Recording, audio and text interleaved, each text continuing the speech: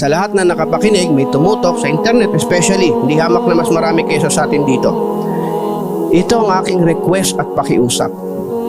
Kung kayo ay nandun na sa Kantara, nakalagpas kayo, tapos hindi nyo ako na, parang wala ako dun, hindi nyo ako nakita, nahuli, o di kaya kung nasan man ako, paglaban nyo ko kay Allah.